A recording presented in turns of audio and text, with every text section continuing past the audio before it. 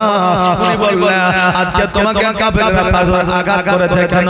আবু বকর বলে মা আজকে কাফেররা বলেছিল তুমি নবীর মহব্বত ছেড়ে দাও, আজকে নবীর কালমা তুমি ছেড়ে দাও, আজকে ইসলামের প্রচার প্রসার ছেড়ে দাও, তবে তোমাকে পাথরে আঘাত করা বন্ধ করে দেব। আর যদি তুমি না ছাড়তে পারো তোমাকে পাথরে আঘাত করে তোমাকে দুনিয়া থেকে বিদায় করে দেব। উম্মুল খায়র সালমা বললে বেটা তুমি কি বলেছ? আমার আবু বকর বলে মা আমি তাদেরকে জবাব দিয়েছি আজকে থেকে কিয়ামত পর্যন্ত যদি আমাকে পাথরের আঘাত করতে থাকো, এই পাথরের আঘাতে যদি আমার মরণ হয়ে যায় আমি তবুও নবীর মহব্বত ছাড়ব না। সঙ্গে সঙ্গে মা আবু বকরকে বুকের মধ্যে জড়া ধরে নিয়ে বললেন আবু বকর এই জন্য আল্লাহ তোমাকে ভালোবেসেছে, জগতের মানুষ ভালোবাসুক আর না বাসুক তাতে কিছু যায় আসে না। ওই আবু বকরের মা আবু বকরকে নিয়ে যাইয়া উঠানের উপরে শুইয়া দিলেন, জুব্বা মুবারকটা খুলে দিলেন আর গরম পানি নিয়ে এসে বাবারে ওই আবু বকরের শরীরে যেন স্বাদ দিতে আছে। এখনকার আমলে যদি আমরা ব্যথায় ব্যথিত হয়ে যায় আমাদের ডাক্তারের কাছে যেতে হয়, ডাক্তার আমাদের জিরোডল দেয়, নইলে আমাদের আপনার ব্যথার ওষুধ প্যারাসিটামল দেয়, নইলে বাবা বিভিন্ন কোম্পানির বেশ বিভিন্ন ওষুধ আছে সেই ওষুধ দেয়। কিন্তু এখনো পর্যন্ত ঘরোয়া একটা চিকিৎসা আছে, ব্যথায় ব্যথিত হইলে বরফ দিয়ে ওই জায়গাটা শীতল করে, নইলে গরম পানি দিয়ে সেদ্ধ করে, ব্যথা অনেকটা কমে যায়। আমাদের মা বোনদের এই ট্রিটমেন্ট এখনো আছে না নাই? যে একটু হ্যাঁ না বলেন, আছে না নাই? আছে। তখন তো আপনার প্যারাসিটামল ছিল না, ওমেসডি ছিল না, তখন আপনার কোন রকমের ক্যালপল ছিল না, তখন কোন রকমের জিরোডল ছিল না, তখন প্রাথমিক চিকিৎসা আমার আবু বকর সিদ্দিক রাদিয়াল্লাহু তাআলা আনহুর মা আপনার গরম পানি দিয়ে আপনার পেটগুলোকে সেদ্ধ দিতে আছে। আবু বকর বলে মা গো আজকে আমাকে যত গরম পানি দিয়ে সেদ্ধ দাও না কেন, আজকে আমাকে যতই দাবা খাওয়াও না কেন, আজকে আমার শরীরে যতই ওষুধ লাগাও না কেন, আমার শরীরে ব্যথা বেদনা দূর হবে না যতক্ষণ পর্যন্ত আমার নবীর চেহারা কানা না দেখিব। আবু বকরের মা উম্মুল খায়র সালমা বলতেছে এ বেটা শোনো রে, এখন তুমি চলতে পারো না, এখন তুমি ঠিকমতো দাঁড়াইতে পারো না, আবু বকর এখন তোমাকে কে নিয়ে যাবে, তুমি কেমন করে যাবে? আবু বকর সিদ্দিক রাদিয়াল্লাহু তাআলা বলে মা গো আজকে তোমার কাঁধে আমি হাত দিয়া আজকে গুটি গুটি পায়ে আমি নবীজির কাছে যাব। আজকে কেউ যদি অসুস্থ হয় আর যদি বন্ধুকে বলে বন্ধুরে চলো একটু বহরমপুর যাই, কেন বলে ডাক্তার দেখাতে, বলে আমার সময় নাই, আমার দোকান খুলতে হবে, নাকি বলে। এখন ভাইকে যদি বলে ভাই চলো একটু ডাক্তারখানা নিয়ে যাই, তাহলে ভাই হয়তো বলতে পারে যে আমার কাজ আছে, কাজের ক্ষতি হয়ে যাবে, তুমি অন্য কাউকে নিয়ে যাও।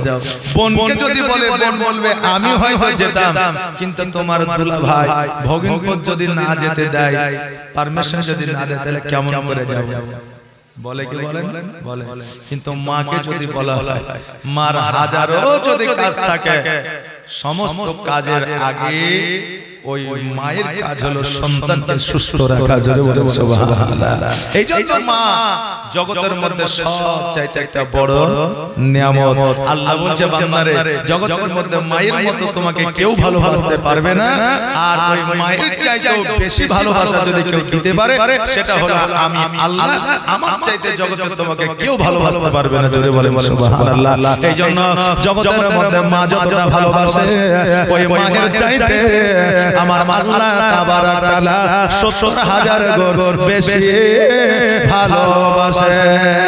এইজন্য বলছে মায়ের দিলেতে ব্যথা কখনো দিও না, কখনো দিও না, মায়ের দিলেতে ব্যথা কখনো দিও না, কখনো দিও না।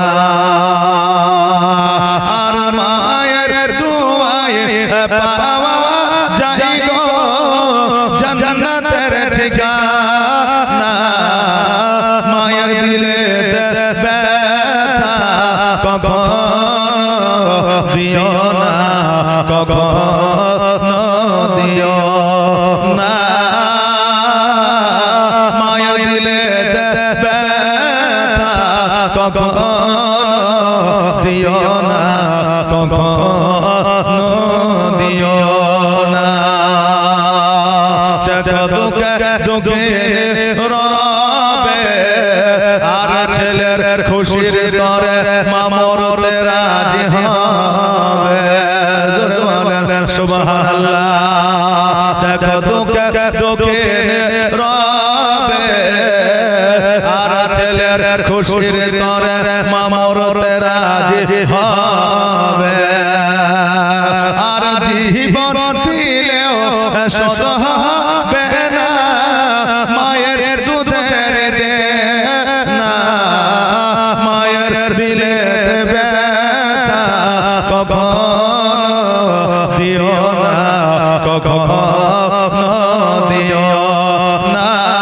মায়ের দিলে ব্যথা কখনো দিও না, কখনো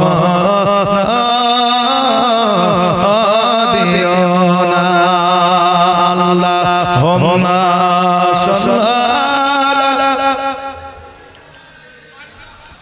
মৌলানা মুহাম্মদ ওয়ালা। মাইকম্যান আপনি আসেন মাইকের কাছে এবং আনসার যেখানে থাকেন আপনি এখানে আসেন। সাল্লাল্লাহু আলা মুহাম্মাদিন ওয়া আলা আলি সাইয়্যিদিনা মুহাম্মদ সাল্লাল্লাহু তাআলা আলাইহি ওয়াসাল্লাম।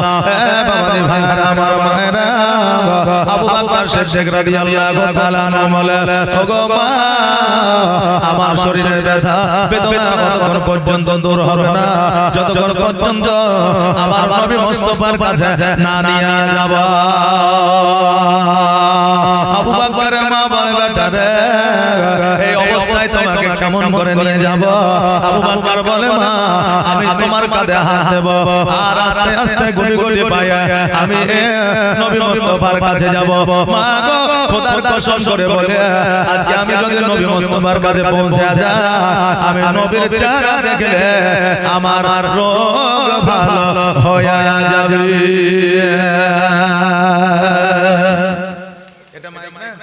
জি, আওয়াজ টোন সবকিছু ঠিক আছে, কিন্তু গলাটাকে বসিয়ে দিয়েছে। কথা বুঝতেলেন তো?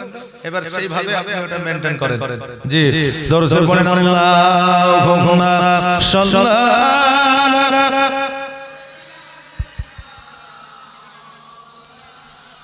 মুহাম্মাদ ওয়া আলা মাওলানা মুহাম্মদ সাল্লাল্লাহু তাআলা আলাইহি ওয়াসাল্লাম।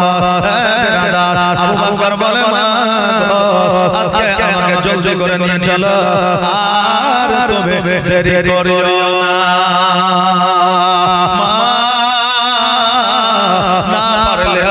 সন্তানকে বাবা না বলবে না, এই জন্য আমার আবু বকর সিদ্দিক রাদিয়াল্লাহু তাআলা আনহুর হাত কানানি আপনার মায়ের কাঁধের উপরে দিয়ে দিলেন। আর মা আস্তে আস্তে করে আমার নবীজির বাড়ির দিকে যেন চলতে আরম্ভ করলেন। আমার আবু বকর গুটি গুটি পায়ে যেন বাবা চলতে আরম্ভ করলেন নবী মুস্তাফার বাড়ির দিকে। আমার নবী যে একটা জায়গায় বসে আছে আর আমার আবু বকর সিদ্দিক রাদিয়াল্লাহু তাআলা আমার নবীজিকে দেখে কত বিগত জায়গাগুলো যেন ঢাকতে আছে জোরে বলা যাবে না সুবহানাল্লাহ। আমাদের যদি কোনো জায়গায় সংঘর্ষ হয়, যদি কোনো জায়গায় ফেটে যায় ফুটে যায়, তা আমরা যখন কোনো জায়গায় নালিশ এবং বিচার দিতে যাই, তা আমরা ওই জায়গাগুলো খুলে তাকে দেখা যাতে বিচারটা খুব কড়া হয়, নাকি বলে? কিন্তু আবু বকরের চরিত্র দেখেন যে আমার নবীর কাছে পৌঁছেছে, নবীজিকে দেখে আপনার নিজের ক্ষত বিক্ষত জায়গাগুলো ঢেকে নিচ্ছেন যাতে নবী দেখতে না পায়। কিন্তু নবীজি যে দেখবে না এটা কি হয়? কারণ আমার আল্লাহ হলেন আলিমুল গায়ব আর আমার নবী হলেন ইলমুল গায়ব। জোরে বলেন সুবহানাল্লাহ। আমার আল্লাহ নবীকে জানিয়ে দেয় আমার নবীজি সব কিছু জানেন। জোরে বলেন সুবহানাল্লাহ।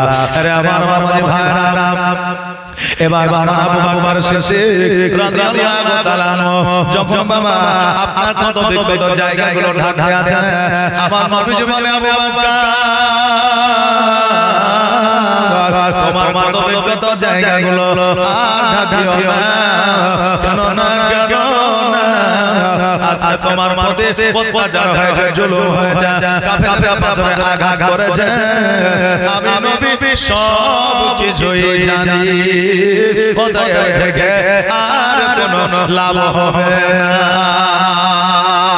নবী আমার বলে আবু বকর বলো তুমি কেমন আছো, তোমার শরীরের অবস্থাটা কি বলো, তোমার কি এখনো ব্যথায় ব্যথিত হয়ে আছো? আবু বকর বলে ইয়া রাসূলুল্লাহ, ইয়া হাবিবাল্লাহ, নবী গো আজকে আমার ব্যথা বেদনা আমার শরীরে এত ছিল, আমি চলতে পারছিলাম না, হাঁটতে পারছিলাম। ওগো নবীজি, যখন থেকে আপনার চেহারা মুবারকখানা আমি দেখেছি, আমার সমস্ত ব্যথা বেদনা দূর হইয়া গেছে।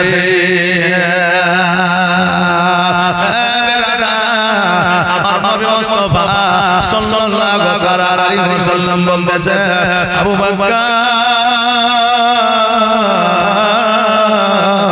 আজকে আমি তোমাকে কতবার করে বলেছি আবু বকর, আজকে ইসলামের প্রচার প্রসার যদি আমরা প্রকাশ্যে করে কাফেররা আমাদেরকে আক্রমণ করবে, কাফেররা আমাদের প্রতি জুলুম করবে, কাফেররা আমাদেরকে পাথর মারবে, অতএব আবু বকর শোনো, আমি এই কথা তোমাকে বলেছিলাম, কিন্তু আজকে ইসলামের প্রচার প্রসার করতে গিয়া কাফেরদের অত্যাচার বেড়ে গেছে। আবু বকর আজকে কাফেরদের অত্যাচার বেড়ে যাওয়ার কারণে আমার আল্লাহ তাআলার তরফ থেকে চিঠি এসেছে, পয়গাম এসেছে যে তোমাকে মক্কা ছেড়ে মদিনায় যাইতে হবে। আমার আল্লাহর তরফ থেকে পয়গাম চলে এসেছে যে মক্কা থেকে মদিনায় চলে যেতে হবে। এই কথাটা কে বলেছে? আমার আল্লাহ তাবারক তাআলা বলেছেন। এবার বাবাজি ভাইরা, আমার আবু বকর রাদিয়াল্লাহু তাআলা আনহু অঝর নয়নে কাঁদতে আরম্ভ করে দিয়েছে, দুই চোখ দিয়ে পানি ঝরছে। আমার নবী বলছে আবু বকর কাঁদো কেন? আবু বকর বলে হুজুর আমি এই জন্য কাঁদি যে আপনি যখন মক্কা থেকে মদিনায় চলে যাবেন তা আমি কার কাছে আসবো? জোরে বলেন সুবহানাল্লাহ। আমার নবী বলে আবু বকর তোমার কেঁদে কোনো লাভ হবে না, আমার আল্লাহ তাবারক তাআলা পয়গাম পাঠিয়ে দিয়েছে, আমার আল্লাহ তাবারক তাআলা চিঠি দিয়ে দিয়েছে আমাদেরকে যে কোনো মুহূর্তে মক্কা ছেড়ে মদিনায় যেতে হতে পারে, কেন না ওই কাফেরদের অত্যাচার বেড়ে গেছে, কাফেরদের জুলুম বেড়ে গেছে, এই জন্য মক্কা ছেড়ে মদিনায় আমাদেরকে যাইতে হবে। আবু বকর বলে নবী গো আজকে আপনি যদি মক্কা ছেড়ে মদিনায় চলে যান আমি কেমন করে আমি আমার চেহারাকে উজ্জ্বল রাখবো, আমি কেমন করে আমি এই মক্কা নগরে থাকবো, আমি কার কাছে আসবো, কার কাছে বসবো, আমি কার চেহারা দেখে আমার রোগ ভালো করবো? নবী গো আপনি আপনি মক্কা ছেড়ে মদিনায় চলে যাবেন, আপনি কি আমাকে সঙ্গে নিয়ে যাবেন না? আর আমার মদিনায় নিবানি দয়ার নবীজি, আমার মদিনায় নিবানি নবী, আমার মদিনায় নিবানি, তুমি আমার মদিনায় নিবানি দয়ার নবীজি, আমার মদিনায় নিবানি নবী, আমার মদিনায় নিবানি। নবীজি আমার পাগল বানায়া আছেন মদিনায় লুকায়া, আমার পাগল বানায়া আছেন মদিনায় লুকায়া, অন্তরেতে অন্তরেতে মদিনার পরাণী নবী, অন্তরেতে মদিনার পরাণী দয়ার নবীজি, আমার মদিনায় নিবানি, তুমি আমার মদিনায় নিবানি দয়ার নবীজি, আমার মদিনায় নিবানি নবী, আমার মদিনায়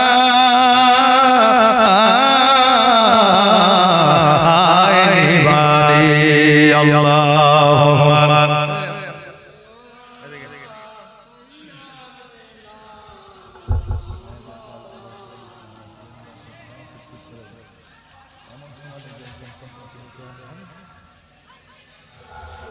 মাওলানা মুহাম্মদ সাল্লাল্লাহু আলা মুহাম্মাদিন সাল্লাল্লাহু আলা মুহাম্মদ হরদম জবান শেন কালো পাক নামে মুহাম্মদ হরদম জবান শফিয়ানা মুহাম্মদ। বাবাজি ভাইরা, আমার আবু বকর সিদ্দিক রাদিয়াল্লাহু তাআলা আনহু বলেন, নবী গো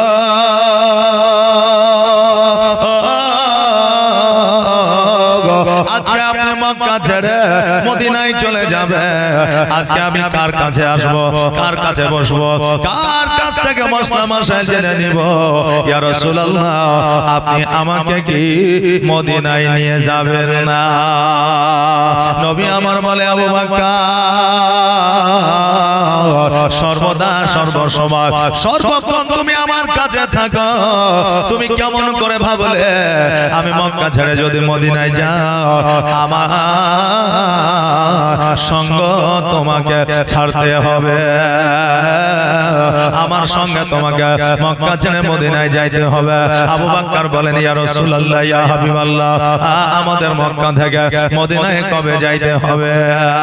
নবী আমার বলে, আবু বকর শোনো রে, আমার আল্লাহ তাবারক তাআলা আমাদের কোনো এখনো পর্যন্ত সময় দেয়নি, ডেট দেয়নি, দিন দেয় না, যে কোনো মুহূর্তে আল্লাহর অর্ডার হয়ে গেলে আমাদের মক্কা ছেড়ে মদিনায় যাইতে হবে।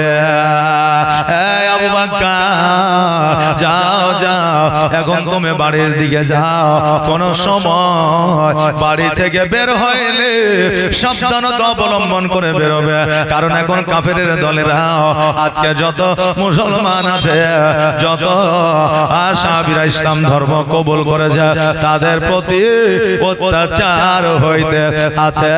জোরে বলেন সুবহানাল্লাহ। আজকে বর্তমানে যে মুসলমানের প্রতি অত্যাচার জুলুম হচ্ছে, জালিমেরা জুলুম করছে, আজকে কিন্তু 2025 সালে এটা নতুন নয়। আজকে 2025 সালে নতুন নয়, যতদিন থেকে এই মুসলমান নবী মুস্তাফা সাল্লাল্লাহু তাআলা আলাইহি ওয়াসাল্লামের সঙ্গে মহব্বত রেখেছে, ইশক রেখেছে এবং আল্লাহ তাবারক তাআলাকে এক মেনেছে, ততদিন থেকে এই জালিমেরা এই মুসলমানদের প্রতি জুলুম করে, এই কিয়ামত পর্যন্ত জুলুম করবে। এই জুলুমে ইসলাম ধর্ম আপনার নিমিষে চলে যাবে না, বরঞ্চ মানুষের ঈমান ও আমল আরো তাজা হবে। জোরে বলেন সুবহানাল্লাহ। মানুষের ঈমান আমল আরো তাজা হবে। বেরাদার, যত আমাদেরকে টর্চার করবে তত আমাদের ঈমান আমল আমাদের জন্য মজবুত হবে। এই জন্য বাবারে, আজকে নয় কালকে নয়, কিয়ামত পর্যন্ত আজকে বাবা জুলুম হবে। এই কাফেররা ভাই মুসলমানের প্রতি জুলুম করবে, যত জুলুম করবে তত বাবা এই মুসলমানের জন্য ভালো।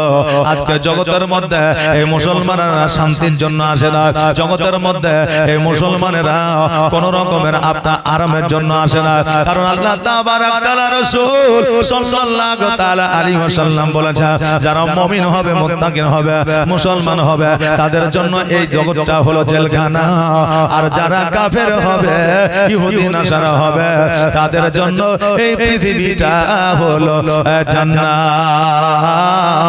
হে বিরাদার, জেলখানা যেটা চাইবে সেটাই পাওয়া যায় না, ঠিক পৃথিবী মুমিনের জন্য জেলখানা, যেটা মন চাইবে সেটাই করা যাবে না। যেই দিন ও জগৎ ছেড়ে পর জগৎ চলে যাবে, সেই দিন জান্নাতের মধ্যে যেটা মন চাইবে সেটাই আল্লাহ তাকে দিবে। জোরে বলেন সুবহানাল্লাহ। বাবাজি ভাইরা, আমরা পৃথিবীর মধ্যে আছি পরীক্ষার্থী হিসাবে, আমরা পরীক্ষা দেওয়ার জন্য এসেছি, আমরা পরীক্ষার হলতে আছি। আজকে কেউ 30 বছর আল্লাহকে পরীক্ষা দেয়, কেউ 50 বছর, কেউ 60 বছর, কেউ 70 বছর, কেউ 80 বছর, কেউ 100 বছর আল্লাহকে পরীক্ষা দেয়। আর কিয়ামতের দিনে যে যেমন নাম্বার তুলবে, যে যেমন নাম্বার পাইবে, আজকে তার তেমন উপহার আমার আল্লাহ রেডি করে রাখবে। তার উপহার আমার আল্লাহ তাবারক তাআলা উপহার যেন বাবা রেডি করে রাখবে। ওগো বাবা, কিয়ামতের দিনে আমরা শুনেছি হাফেজের বাবাকে উপহার দেবে, মৌলানার বাবাকে সোনার মুকুট দেবে, কারীর বাবাকে সোনার মুকুট দেবে। এটা আমরা অনেক আলেম ওলামার মুখ থেকে শুনেছি। কিন্তু বাবা শুধু তাই নয়, আপনার পীর পয়গম্বর ওলিয়া উলিয়া গাউস কুতুব সকলকে আমার আল্লাহ তাবারক তাআলা সোনার তাজ হিসাবে উপহার দেবে। জোরে বলেন সুবহানাল্লাহ।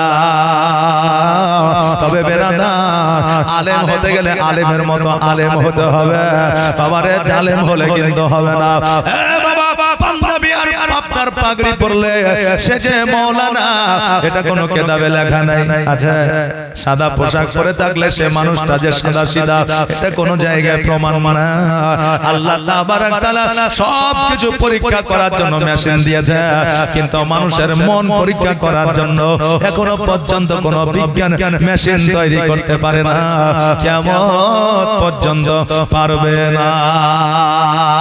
হে বাবাজি ভাইরা, আজকে জগতের মধ্যে যেমন আসল আছে, আসল থাকলে ওই আসলের নকলও কিন্তু আছে, নাই? জি, কিছুদিন আগে একটা ঠান্ডা উঠেছিল, জি, সেটা বলছে কি জিরা, জিরা নাম উঠেছে। মনে হয় পাবলিক ওটাকে খুব বেশি নিচ্ছিল, ওটার প্রতি আকর্ষণ পাবলিকের বেড়ে গেছিল, বুঝলেন? তো দেখা যাচ্ছে ওটা নকল অর্থাৎ ডুপ্লিকেট তৈরি হয়ে গেছে। যে ডুপ্লিকেট জিনিস আছে না, নাই? একই জিনিস নেবেন, দেখতেই একই সেম, কিন্তু ওটা চলবে 6 মাস আর অরিজিনালটা চলবে 1 বছর, নাকি বলে? অরিজিনাল আর ডুপ্লিকেটের মধ্যে পার্থক্য আছে কি নাই? আছে। ঠিক তেমনি জগতের মধ্যে অরিজিনাল আপনার আলেম আছে, ডুপ্লিকেটও আলেম আছে। জগতের মধ্যে অরিজিনাল পীর আছে, ডুপ্লিকেটও পীর আছে। জগতের মধ্যে আপনার আসল আপনার ফকিরও আছে, ডুপ্লিকেটও ফকির আছে। যেখানে আসল থাকবে সেখানে নকলও থাকবে, কিন্তু আসল আর নকল আমাদের চিনতে হবে। আজকে আসল আর নকল যদি চিনতে না পারে, আমরা পরীক্ষায় ফেল করে যাব। আসল নকল যদি আমরা চিনতে না পারি তাহলে আমাদের সব চিন্তাধারা ভাবনা আমাদের কিন্তু সব বৃথা হয়ে যাবে। এখন আসল বলে যদি বেশি টাকা দিয়ে কিনে নিয়ে এসে যদি 2 দিন পরে বুঝতে পারে যে এটা নকল, তাহলে আমি ঠকলাম না? কিন্তু এই ঠগার একটা প্রায়শ্চিত্ত আছে। কি প্রায়শ্চিত্ত? যে আমি ঠকে গেছি, ঠিক আছে, আমার 200 টাকা লস হলো, আমি এবার এটা আবার অরিজিনাল কিনে নিয়ে আসবো, এবার ভালোভাবে দেখে শুনে, তাই না? কিন্তু আপনি যদি আলেম ওলামা পীরদের ডুপ্লিকেটের মধ্যে পড়ে যান, তাহলে কিন্তু আপনি যদি মরে যান এই ডুপ্লিকেটের পালটে ফা দিয়া, তাহলে এর কিন্তু প্রায়শ্চিত্ত আর নাই। আচ্ছা জি হ্যাঁ, তাই তো জি, এর কিন্তু আর দ্বিতীয়বার সুযোগ নাই। কারণ মানুষ মারা যায়, কবরে চলে গেলে ও আর ফিরে আসতে পারবে না। কিন্তু মানুষ চাইবে, আল্লাহ আমাকে আর একবার সুযোগ দাও। আমি জগতের মধ্যে খুব জালসার প্যান্ডেলে থেকে বাহির হয়ে মেলাতে ঘুরেছি, অনেক আমি যুবক যুবতীকে দেখেছি এবং চায়ের দোকানে বসে আড্ডাও দিয়েছি, কিন্তু এবার আমাকে একবার জগতে পাঠাও। আমি আর চায়ের দোকান তো দূরের কথা, মেলা তো দূরের কথা, বিয়েও করিব না, সন্তান আদিও লিব না, শুধু জঙ্গলে বসে আল্লাহ আল্লাহ আল্লাহ আল্লাহ করব। বলে বান্দা তোমাকে একবার সুযোগ দিয়েছি, আমি আর দ্বিতীয় সুযোগ দিব না। কথা বলেন না? এই জন্য জগতের মধ্যে কিছু ভুল হলে ভুলের প্রায়শ্চিত্ত করা যায়, কিন্তু এমনও ভুল আছে যেই ভুলের প্রায়শ্চিত্ত হয় না। এখন বিবির উপর রাগ করে আপনি বিবিকে 3 তালাক দিয়ে দিলেন, এই যা 1 তালাক 2 তালাক 3 তালাক, যা তালাক দিয়ে দিলাম। যদিও আমি মুফতিও নাই, মসলা মাসাইল দিতে আমি আসি নাই বাবা, কিন্তু তালাক দিয়ে দিলাম। আচ্ছা বলেন এর মধ্যে কোনো যুক্তি আছে হযরত? কোনো যুক্তি নাই। যে যাক আমি দিয়ে দিয়েছি, মদ খেয়েছিলাম, তাড়ি খেয়েছিলাম, তখন আমার ব্রেন ঠিক ছিল না, রাগ করেছিলাম, মাথার তার কেটে গেছিল, আমি তালাক দিয়ে দিই, যুক্তি খাটবে না। এখন সুদে কোনো যুক্তি আছে? সুদে কোনো যুক্তি নাই। সুদ হারাম, হারাম তো হারাম। এখন আপনি বলবেন যে হুজুর ও একটা জমি কিনছে, তা আমি ওকে সুদে 2 লাখ টাকা দিলাম, আমি ওর কাছ থেকে নিলাম 2.5 লাখ টাকা, ও তো জমিটা বেচে পাইলো 5 লাখ টাকা, তাহলে ওরও লাভ হলো আমারও লাভ হলো, এটা হারাম কি করে হবে? এরকম যুক্তি অনেকে দেয় কি দেয় না? দেয় বাবা। যারা সুদখোর তারা যুক্তি, আলেম ওলামার কাছে যুক্তি দেয়, আমাদের কাছে দেয়। বেরাদার, সুদে কোনো যুক্তি চলবে না। যেটা সুদ সেটা সুদ, সেটা হারাম সেটা হচ্ছে হারাম, কোন রকম ভাই ওটাকে তো কোনো যুক্তি চলবে না। নিশ্চয়ই ওটার মধ্যে কোনো ক্ষতি আছে, যার জন্য আমার নবীজি সেটাকে হারাম করেছে। জোরে বলেন সুবহানাল্লাহ। আজকে নবীকে ভালোবাসার জন্য কোনো প্রমাণের দরকার হয়, হাদিস ও দলিলের দরকার হয়। যে আপনি কাউকে ভালোবাসেছেন, কোন মেয়েকে আপনি ভালোবেসেছেন, ধরেন এখন তো জগতের মধ্যে বেশি পপুলার চলছে ছেলে এবং মেয়েদের ভালোবাসা, নাকি বলে? কোন মেয়েকে ভালোবেসেছে কোন ছেলে, কোন ছেলেকে ভালোবেসেছে কোন মেয়ে। আচ্ছা নরমাল ভাবে যেমন বিয়ে হয়, কোন একটা মেয়েকে দেখতে গেলে তার চুল দেখে আমার মায়েরা, তাকে হাঁটিয়ে দেখে, তার বাপের নাম কি, তার বংশ পরিচয় কি, সে কতদূর লেখাপড়া করেছে, তার আসলে সাংসারিক সম্পর্ক, কাজ সম্পর্ক, অভিজ্ঞতা আছে কিনা। যখন আমরা নরমাল ভাবে ছেলের জন্য বউ দেখতে যাই, আমরা ভেরিফাই করে কি করি না? করি। আর যখন আমরা ছেলে দেখতে যাই, তখন ছেলের মধ্যে কোনো গুণ আছে কিনা, সে শিক্ষিত কিনা, সে রোজগার করে কিনা, তার উপার্জনের কোনো রাস্তা আছে কিনা, কোনো বিজনেস আছে কিনা, মেয়েকে খাওয়াইতে পারবে কিনা, আমরা দেখি কি দেখি না। কিন্তু যখন ছেলে মেয়ে প্রেমে পড়ে যায়, মহব্বতে পড়ে যায়, তখন এগুলো আমাদের দরকার হয় না দেখা। ভালোবাসা আছে তারা, তো তারা যদি সুখে থাকে তাহলে আমরাও সুখী, বলি কি বলে বলে বলে। আর যদি বাপ মা নাও দেয়, সমাজ যদি মেনেও না নেয়, তো মহব্বতকারীরা এরা ছেলে আর মেয়ে উধাও হয়ে যায় 1 মাস মতো, পরবর্তীতে আবার ফিরে আসে, তখন সবাই মেনে নেয়। কথা বলছেন? এটা হচ্ছে একবারে ঘন ঘন হচ্ছে বেরাদার। তো মহব্বত করতে গেলে এত কিছুরই দলিল আর আপনার এত কিছুরই মানে নিখুঁত করে দেখাশোনার দরকার হয় না। যদি মহব্বত ওর উপরে চলে আসে বা হয়ে যায়, তো নবীর প্রতি যদি মহব্বত চলে আসে, তাহলে এই মহব্বতের কোনো দলিল নাই। জোরে বলেন সুবহানাল্লাহ। বেরাদার, আজকে আমরা জালসায় বসে আছি, আজকে অনেকেই মনে করছে যে এই শীতের দিনে জালসা লাগাইছে কমিটিরা, আচ্ছা আরে কোনো কাজ আছে এই রাতের বেলায় জালসায় যারা বসে আছে তারা আসলে পাগল, না হলে এত রাতে বসে। অনেকেই বলবে যারা কোয়ালিফাইড পারসন লোক আছে, না হলে এত রাতে জালসায় বসে, শীতের দিনে ঠান্ডার দিনে বাড়িতে আরাম করে ল্যাপ গাই দিয়ে কম্বল গাই দিয়ে শুয়ে থাকবে। আচ্ছা বলেন, যারা নবীর আশিক হয় তারা কি এমএলএ, মন্ত্রী, প্রধানমন্ত্রী, তারপরে বিজ্ঞান চালাক চতুর, এইরকম কোন থাকে নাকি তাদের মধ্যে গুণ? যারা নবীর আশিক হয় তারা আসলে পাগলই হয়, জোরে বলে সুবহানাল্লাহ। হ্যাঁ বাবাজি ভাইরা, আমার হযরত ওয়াইস করনি ছিল আমার নবীর আশিক, কিন্তু লোকে পাগল বলবো। এই জি বলতো না, ওয়াইস আল কারনির ঘটনা শুনেছেন তো? জি, আপনাদের ইমাম সাহেব আছেন, উনি বললেন যে আমার খুব পরিচিত, আমি ওনার আসলে জুনিয়র, অনেক জুনিয়র। আমি বাউসি মাদ্রাসায় পড়তাম, উনি ফতেপুরে ছিলেন, তখন আমি দেখতাম যে উনি খুব সুন্দর নাত পড়তেন, গজল পড়তেন। আমি অনেক দিন অনেক মাহফিলে দেখেছি, ফতেপুরে মাদ্রাসায় দাঁড়িয়ে দাঁড়িয়ে আমি ওনার গজল শুনেছি। জি, আমার সিনিয়র, কিন্তু উনি সেই আমলেই একজন ভালো জেনারেল শিক্ষিত একজন যুবক ছিলেন। এখন সেই শিক্ষা কি হারিয়ে গেছে নাকি? জি, চলে যায়নি। একজন শিক্ষিত আলেম পেয়েছেন এবং সামাজিক উন্নতি কিভাবে হবে এইরকম একজন আলেম আপনারা পেয়েছেন। এখন এগানা বেগানা সেগানা তুলে নিয়ে চলে আসলেন, শুধু সূরা পড়তে জানলে যে সে আলেম হয়ে গেল, ইমাম হয়ে গেল বলাই, ও তো একজন সাধারণ পাবলিকও জানে। 5 ওয়াক্ত নামাজ পড়িয়ে দিতে পারবে না? পারবে। কিন্তু আলেম থেকে আমাদের রাখতে হবে যার মধ্যে গুণমান থাকবে, যে সমাজ নিয়ে চলতে পারবে, যার মধ্যে সামাজিকতা জ্ঞান থাকবে, সেই হলো প্রাকৃতিক ইমাম, জোরে বলেন সুবহানাল্লাহ। বাবজি ভাইরা, ইনার মুখে হয়তো অনেক ঘটনা, অনেক কাহিনী নতুন নতুন শুনতে পাবেন, কারণ আমাদের বক্তব্যের টেকনিক আলাদা, যেটা আমরা দেখে নিলাম, কিন্তু ইনার টেকনিক হলো প্রতিনিয়ত একটা নিত্য নতুন মানুষের মধ্যে তুলে দিতে হবে কিছু একটা বার্তা। এই চিন্তাধারা ওনার মধ্যে আছে, বক্তব্যের মাধ্যমে আজকে আমি বুঝতে পারলাম। জি, মানুষের মুখ দেখলে দেশের বার্তা পাওয়া যায় না, পায় না? পাওয়া যায় না? পাওয়া যায়। তবে একটা কথা আপনাদের বলবো, যে যখন কোন স্টেজে কোন মাহফিলে যখন বক্তব্য কোন আলেম রাখবে, চাহে ওর গলা ভালো হোক আর না হোক, চাহে ও খাসটা হোক আর চাহে ও ভালো হোক, স্টেজে একজন আলেমকে বলা উচিত নয় যে আপনি বক্তব্য শেষ করেন। জি, এটা বলা যাবে না, কারণ ওই আলেমটাও যে কথা বলছে মানুষকে সচেতনতার কথাই বলছে, নাকি বলে? আমি যেটা বলবো সেটাও কিন্তু আমি ওটাই বলবো, তাই না? এই জন্য বারণ করা লাগবে না, বারণ করতেও হয় না। জি, এটা আমাদের মধ্যে সভ্যতা রাখতে হবে। আল্লাহ তাবারাক তাআলা যেন সেই তৌফিক দান করেন। সকলে বলেন আমিন সুম্মা আমিন। একবার জোরে সরে বলেন আল্লাহুম্মা সাল্লি আলা সাইয়্যিদিনা মাওলানা মুহাম্মদ ওয়ালা আলি সাইয়্যিদিনা মাওলানা মুহাম্মদ সাল্লাল্লাহু তাআলা আলাইহি ওয়াসাল্লাম। বাবাজি ভাইরা, আমি যেটা বলতেছিলাম, আজকে নবীর যারা আশিক হয়, আজকে যারা নবীর প্রেমিক হয়, আজকে যারা নবীকে মহব্বতকারী হয়, আজকে জগতের মধ্যে তারা পাগলই হয়, তারা কখনো নিজেকে শিক্ষিত বলে দাবি করে না, তারা কখনো নিজেকে পণ্ডিত বলে দাবি করে না।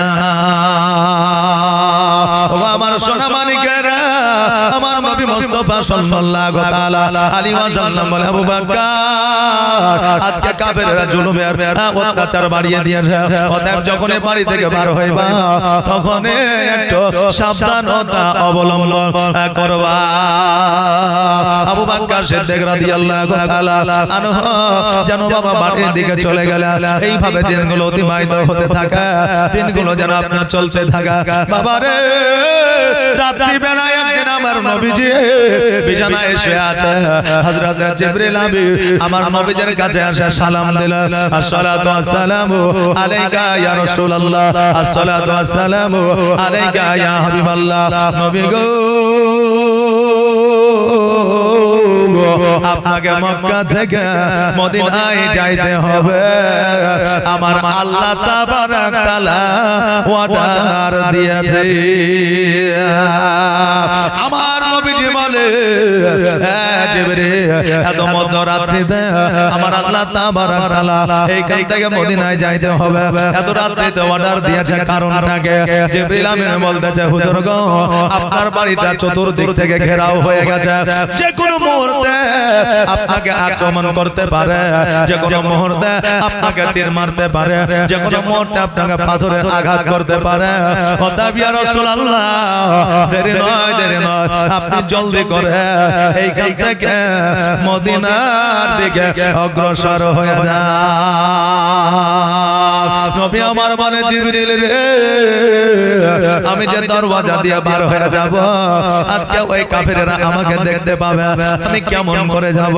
আমার জিবরিল আমিন বলতেছে, ইয়া রাসূলুল্লাহ, আপনি যখন দরওয়াজার সম্মুখ দিয়ে যাবেন, একটা কোরআনের আয়াত পড়ে আপনি এই ধুলো তুলে মাটি তুলে আপনি দরওয়াজার মুখে কাফেরদের দিকে লক্ষ্য করে ছুড়ে দেবে, তারা আপনাকে দেখতে পাবে না। জোরে বলুন সুবহানাল্লাহ। হ্যাঁ বাবাজি ভাইরা আমার নবী মুস্তাফা সাল্লাল্লাহু তাআলা আলাইহি ওয়াসাল্লাম ওই বাবা আপনার একটু ধুলো নিলেন আর কোরআনের আয়াত পড়ে কাফেরদের দিকে লক্ষ্য করে ছুড়ে দিলেন, আর আমার নবীজি যেন বার হয়ে গেল। হযরত আলীকে ডাকলেন, হযরত আলীকে ডাকার পরে বলে, আলী, আজকে আমার বিছানায় তুমি রাত্রিটা কাটিয়ে দাও, আগামী কালকে সকালবেলা তুমি মদিনাতে হাজির হয়ে যাও। হযরত আলী রাদিয়াল্লাহু তাআলা আনহু উনি যেন আপনার বিছানায় শুয়ে গেলেন, চাদরটা দিয়ে আপনার মুখটা ঢেকে। কাফেরের দলেরা চিন্তা করে, হায় রে, আজকে এতক্ষণ পর্যন্ত দাঁড়িয়ে আছে, নবী তো বের হয় না, কেমন করে তার প্রতি আক্রমণ করব, কেমন করে নবীকে কতল করব। আর দেরি নয়, চলো চলো ঘরের মধ্যে প্রবেশ করব। আর ঘরের মধ্যে প্রবেশ করার পরে আমরা ডাইরেক্ট নবীর গলা দিয়ে গর্দান দিয়ে আমরা তলোয়ার চালায়া দিব।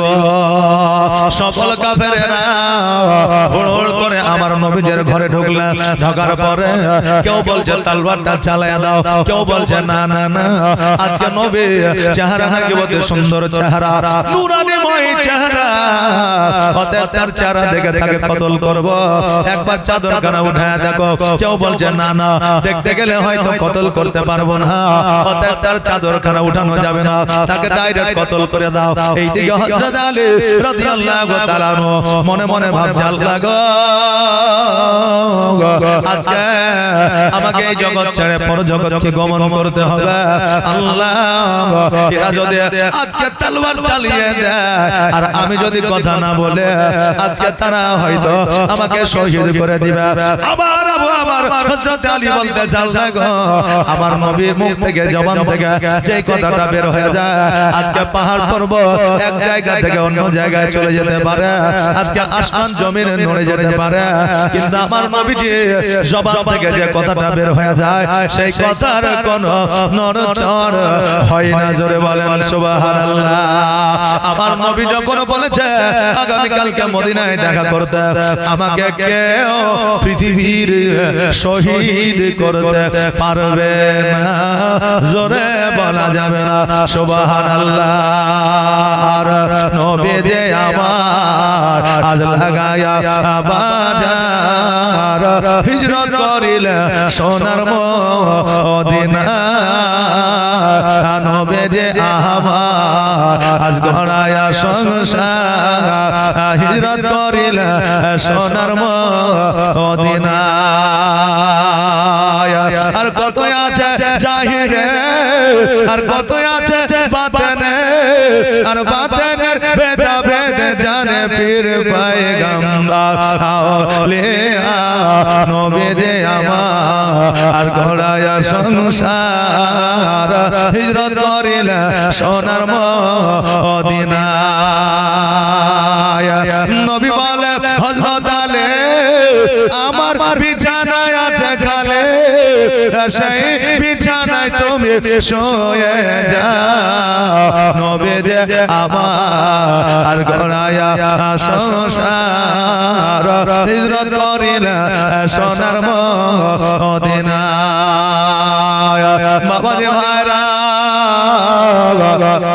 এবার ওই কাফেরের দলেরা এবার তারা একত্রিত হইয়া একমত হইল, তার চেহারাখানা দেখার পরে আমরা তাকে কতল করব। যেমনই আপনার মুখ থেকে চাদরখানা তোলা দেখতেছে ওই জায়গায় নবী নাই, ওই জায়গায় যেন আমার হযরত আলী রাদিয়াল্লাহু তাআলা আনহুকে যেন দেখতে পায়। বাবা যে ভাইরা আমার হযরত আলী রাদিয়াল্লাহু তাআলা আনহুকে জিজ্ঞাসা করে, আলী আজকে ঘরের মধ্যে নবী মুহাম্মদ রাসূলুল্লাহ সাল্লাল্লাহু তাআলা আলাইহি ওয়াসাল্লামকে দেখলাম, আজকে নবী কখন বের হয়ে গেল, কখন চলে গেল আমরা দেখতে পাইলাম না, আর তুমি কখন ঘরের মধ্যে প্রবেশ করলা ওটা আমরা বুঝতে পারলাম না, আমরা তো নবীর দরওয়াজার কাছে দাঁড়াইয়া ছিলাম। আমার আলী বলে, শোনো রে, আজকে আমার নবী মুস্তাফা সাল্লাল্লাহু তাআলা আলাইহি ওয়াসাল্লাম যদি ইচ্ছা করে, যদি মনে করে, আজকে তোমরা কাফের তো দেখা দূরের কথা, জগতের কোন মানুষ দেখতে পাবে না, তোমাদের সম্মুখ দিয়ে বার হয়ে গেছে কিন্তু তোমরা দেখতে পাও না, এটা আমার নবীজির মুজিজা। সঙ্গে সঙ্গে ওই কাফেরের দলেরা বলতেছে, আলী তবে নবী কোথায় গেল? বলে, আমার নবীজি আজকে মক্কা ছেড়ে মদিনার দিকে অগ্রসর হয়েছে, আমার নবীকে আজকে কেন কাল কিয়ামত পর্যন্ত তোমরা পাইবে না। সকল কাফেরেরা আমার নবীজির পেছনে যেন আপনার ছুটতে আরম্ভ করেছে। এইদিকে আমার নবীজি আবু বকরের বাড়িতে আসিয়া আপনার দরওয়াজা আমার নবী আওয়াজ দিতেছে, আসসালামু আলাইকা ইয়া আহলাল বাইত, আপনার ঘরকে সালাম দিয়েছে। যেমনই সালাম দেওয়া সঙ্গে সঙ্গে আবু বকর সিদ্দিক রাদিয়াল্লাহু তাআলা দরওয়াজাটা যেন খুলে দিয়েছে। আমার নবীজি আবু বকরকে বলছে, আবু বকর এখন মধ্যরাত্রে, এখন তুমি বিছানায় আরাম করবে, কারণ আমার আল্লাহ রাত্রি দিয়েছে আরামের জন্য, দিন দিয়েছে কর্মের জন্য, চাওয়াল হক দিয়েছে ইবাদত থেকে বিরতি থাকার জন্য। আবু বকর আজকে তুমি আরাম করতেছিলা, আমার সালাম দিতে দেরি, কিন্তু তোমার দরওয়াজা খুলতে দেরি নয়, বলো বলো তুমি কোথায় ছিলে, কি করতেছিলে? আবু বকর বলে, ইয়া রাসূলুল্লাহ, ইয়া হাবিবাল্লাহ, নবী গো আজকে নয়, আগামী কালকে নয়, আগামী পরশুদিন নয়, আপনি যেই দিন থেকে বলেছিলেন মক্কা ছেড়ে মদিনায় যাইতে হবে, কখন যাইতে হবে, কবে যাইতে হবে, কোন সময় আর কোন দিন না দিয়া আমাকে বলে দিয়েছে, আর আমি সেই দিন থেকে দিনের বেলায় কেন, রাত্রি বেলায় কেন, কোন সময়ের জন্য আমি আবু বকর একটা বার বিছানায় পিঠ পর্যন্ত লাগাইনি।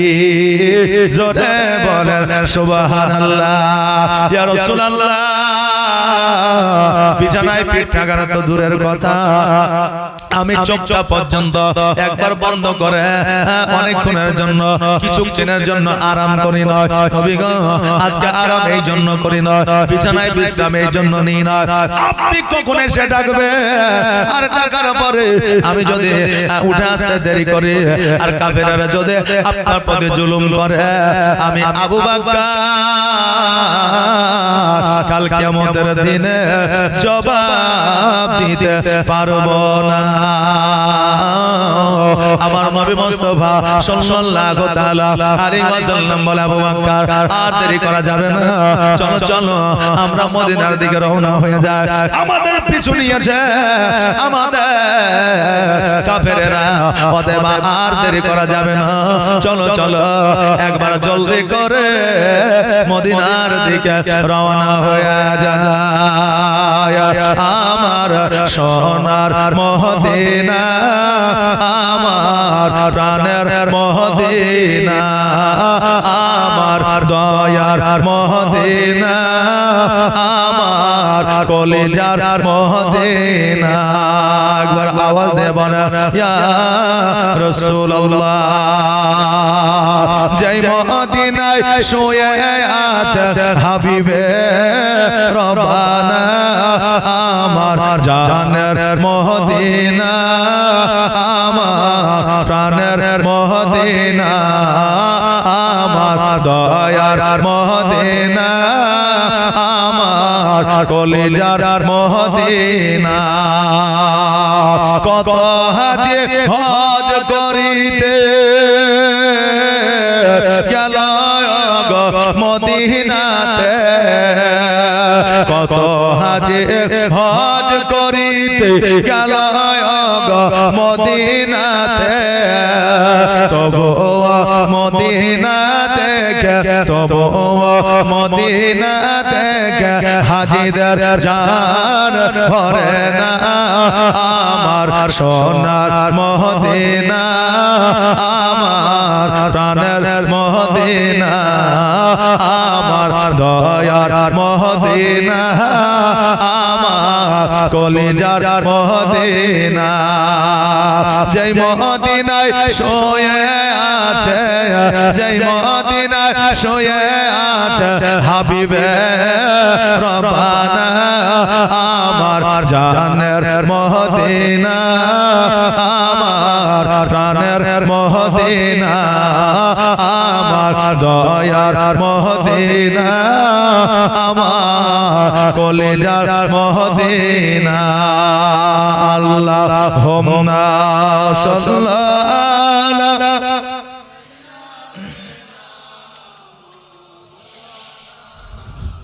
মুহাম্মাদ ওয়া আলা আলি সাইয়্যিদিনা মাওলানা মুহাম্মাদ সাল্লাল্লাহু মুহাম্মাদিন মুহাম্মাদ হরদম জবান সে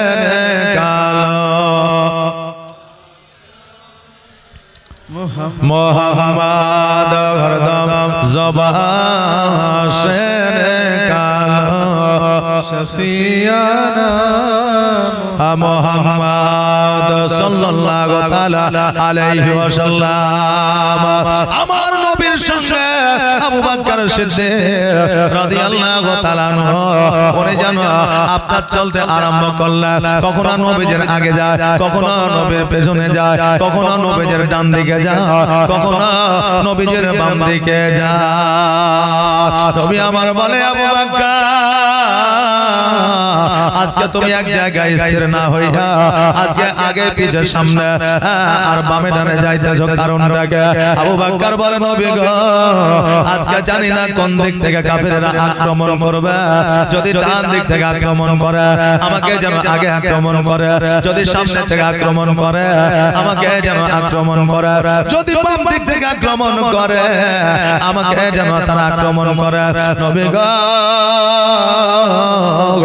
আজকে আপনাকে আঘাত করিলে আমি আবু বকর সহ্য করতে পারবো না ইয়া রাসূলুল্লাহ আজকে আপনাকে গায়রে যদি কেউ আঘাত করে এটা তো দূরের কথা আপনার নামে কেউ আঘাত করিলে আমি আবু বকর সহ্য করব না আরে বাবা রে ভাইরা আমরা মুসলমান আমার নবীর সামনে কেউ যদি গুস্তাখি করে আমরা অনেক মানুষ আছে আমরা চুপটি করে সেটাকে সহ্য করি আবার নিজেরাই আমরা বলি আমরা নবীর প্রেমী না বলি না বাবা এই দেখেন কিছুদিন আগে আপনার ইন্টারনেটে মোবাইলের মধ্যে ভাইরাল হয়েছিল কোন এক যুবক আই লাভ মোহাম্মদ বলে ইন্টারনেটে আপলোড করেছিল ইউপির পুলিশ তাকে গ্রেফতার করেছিল আর গ্রেফতার করার পরে তার প্রতি অত্যাচার জুলুম করেছিল এটা আপনারা অনেকে জানেন তো মনে হয় নাকি বলেন যে জুলুম করেছিল বহু জায়গার মুসলমান এটার প্রতি আপনার প্রতিবাদ করেছিল আই লাভ মোহাম্মদ সাল্লাল্লাহু তাআলা আলাইহি ওয়াসাল্লাম বলেছে তাতে ক্ষতি কি সে নবীকে ভালোবাসে তাই লিখেছে তাদের তোমাদের অসুবিধা কি এই সময়টা আমার নবী মুস্তাফা সাল্লাল্লাহু তাআলা আলাইহি ওয়াসাল্লামের আমলেও ছিল এই রকম ভাবে নবীর প্রশংসা যদি কেউ করত নবীর নাম শুনলে কাফেরদের গা শরীর জ্বলে যাইত এই সময়ে যদি আপনার কিছু মানুষ জগতের মধ্যে থাকে তারা হয়তো ভিন্ন ধর্মে নবীর কথা শুনলে তাদের জানটা জ্বলিয়ে যায়, তারা চেষ্টা করে ওই মুসলমানের প্রতি অত্যাচার করিতে। আজকে আমরা বাবা এমনই মুসলমান, আজকে নবীর প্রতি তারা গুস্তাখি করলো, আজকে আমরা প্রতিবাদ করতে পারলাম না। আজকে শুধু ভারতবর্ষের মুসলমানের কথা বলছি না বাবা, আজকে সারা বিশ্বে কোটি কোটি মুসলমান আছে, তারা কেউ প্রতিবাদ করলো না। আজকে আমরা হিন্দুস্তানে বসবাস করছি বলে হয়তো আমরা অনেকেই দেশের আইন এবং দেশের বিধানকে বাঁচাতে গিয়ে আমরা হয়তো অনেকে প্রতিবাদে শামিল হতে পারিনি, কিন্তু বাবা যেই কান্ট্রিটা হলো ইসলামিক কান্ট্রি, যেই দেশটা হলো ইসলামিক দেশ, ওই দেশগুলোতে এখনো পর্যন্ত কেউ প্রতিবাদ জনসম্মুখে ইন্টারনেটে প্রকাশ্যে তো দূরের কথা, কেউ একটা মেসেজও প্রতিবাদ করেনি। জি, আবার তারাই বলে যে আমরা নবীর প্রেমে পাগল। সুবহানাল্লাহ। এই জন্য তো আমি আগেই বলেছি এবং অনেক মাহফিলে বলে থাকি যে আমরা মুখেই শুধু বলি যে ভালোবাসি ভালোবাসি, কিন্তু অন্তরে আমাদের ভালোবাসা নাই। আমরা মৌখিকভাবে ভালোবাসতে খুব শিক্ষিত, কিন্তু অন্তরের দিক থেকে ভালোবাসার দিক থেকে আমরা একেবারেই মূর্খ। কথা বুঝলেন না বাবা? এই জন্য আমরা মুখে ভালোবাসি কথাটা খুবই বলি, কিন্তু অন্তরে আগের মতো এখন ভালোবাসা মানুষের নাই। শুধু নবীর প্রতি নাই, আমাদের সন্তানাদের প্রতিও আগে যেমন ভালোবাসা ছিল এখন বর্তমানে নাই, কিন্তু দেখানো। আগে বাচ্চারা ছেলেরা যেটা চাইতো সেটাই কিন্তু দিত না, কারণ অভাবের কারণে কেউ দিত না, বা ছেলে খারাপ হবে এই বলে অনেকে দিত না। যে ছেলে যখন যেটা চাইবে সেটা তার আবদারটা যদি পূরণ করা যায়, বড় হয়ে কিন্তু আপনাকে হাইসার কোপ খাইতে হবে। কথা বুঝলেন? এখন যেটা চাইছে সেটাই দিয়ে দিচ্ছেন, কিন্তু এমন একটা সময় আসবে ও বলবে যে আমার এটা লাগবে, কিন্তু আপনি আর দিতে পারবেন না, বা আপনি জানেন দিলে হয়তো ক্ষতি হয়ে যাবে, তখন ভাবছেন। কিন্তু তখন যদি না দেন তাহলে সেই ছেলে ভাববে যে আমাকে আব্বা এতদিন এত কিছু দিয়েছে, কোনোদিন না বলেনি, তার মানে এখন না বলছে মানে এই বাপ আমাকে ভালোবাসে না, একে যেমন করে হোক রাস্তা থেকে সরাইতে হবে। এরকম ঘটনা ঘটছে না? ঘটছে না? জি, এই জন্য ছেলে যেটা চাইবে সেটাই সঙ্গে সঙ্গে দিয়ে দিবেন, এটা কখনো করবে না। এটা আমার কথা নয়, এটা আমার স্বয়ং রাসূল পাক সাল্লাল্লাহু তাআলা আলাইহি ওয়াসাল্লামের কথা। জোরে বলেন সুবহানাল্লাহ। তা আগের বাপজিরা ছেলেদের ভালোবাসতো, কিন্তু কোনোদিন কখনো যেটা চাইতো সেটাই দিয়ে দিত না। আগের বাপজিরা বিবিদের ভালোবাসতো, কিন্তু কখনো আই লাভ ইউ বলে সংবর্ধনা দিত না। যে জানো সোনামণি টিয়া পাখি বলে সংবর্ধনা দিত না, কিন্তু তারা কি বিবিদের ভালোবাসতো না? ভালোবাসতো। আর এখন বিবিদের ভালোবাসে মৌখিক ভাবে, জানো সোনামণি টিয়া কলিজা পাখি। কেউ বলছে আই লাভ ইউ, তো বিবি বলছে আই লাভ ইউ আনলিমিটেড। জি, মানে মুখের দিক থেকে ভালোবাসাতে কোনো কমতি খামতি নাই, কিন্তু অন্তরের দিক থেকে মহব্বত কিন্তু আগের মতো নাই। যা কিছু দেখা যায় সবকিছুই লোক দেখানো। তবে সবাই না বাবা, এখনো 100-র মধ্যে খুঁজতে গেলে একটা পাওয়া যাবে। একজনের বিবি মারা গেছে বুঝলেন, তো তার পরের দিন যাইয়া তার বিবির কবরে সে হাওয়া করছে। এখন গায়ের মানুষ চিন্তা করছে আহারে তার বিবিকে কত ভালোবাসে, কবরে হাওয়া করছে। এইভাবে যদি কবরে হাওয়া করে তো লোকটা তো পাগল হয়ে যাবে। কারণ নবী মুস্তাফার বিবি খাদিজাতুল কুবরা রাদিয়াল্লাহু তাআলা আনহা যখন ইহ জগৎ ছেড়ে পরজগৎ গমন করেছিলেন, তো আমার নবীজি একদিন নয়, 2 দিন নয়, 5 দিন নয়, 7 দিন পর্যন্ত ওই খাদিজার কবরের কাছে ছিলেন। তো হয়তো এই লোকটা নবীজির সুন্নাত আদা করছে, আর না হয় ওই বিবির মহব্বতে কবরের কাছে পড়ে আছে। আহারে কবরেতে হাওয়া পৌঁছাবে না, তবুও লোকটা হাওয়া করছে। তো চয়াকে ধরে নিয়ে আসি, নইলে এত ব্রেন শর্ট হয়ে যাবে। বেশি ভালোবাসলে মানুষের ব্রেন শর্ট হয়ে যায়, হয় না? অনেকেই প্রেমে পাগল হয়ে গেছে, রাস্তায় রাস্তায় ঘুরছে। আবার বেশিক্ষণ মহব্বতের স্বপ্ন যদি ঘুমন্ত অবস্থায় দেখে তো ও আবার ব্রেন স্ট্রোক করবে। কথা বুঝলেন? এই জন্য বিজ্ঞান বলে যে বেশিক্ষণ মানুষ স্বপ্ন দেখে না, খুব বেশি হলে 1 মিনিট 60 সেকেন্ড, 30 সেকেন্ড, 35 সেকেন্ড, বা হয়তো খুব বেশি হলে 20 সেকেন্ড স্বপ্নটা দেখে। কিন্তু ওই 20 সেকেন্ডের স্বপ্নটাই মনে হয় অনেকক্ষণ ধরে স্বপ্ন দেখছিলেন। কথা বুঝলেন না? জি, বেশি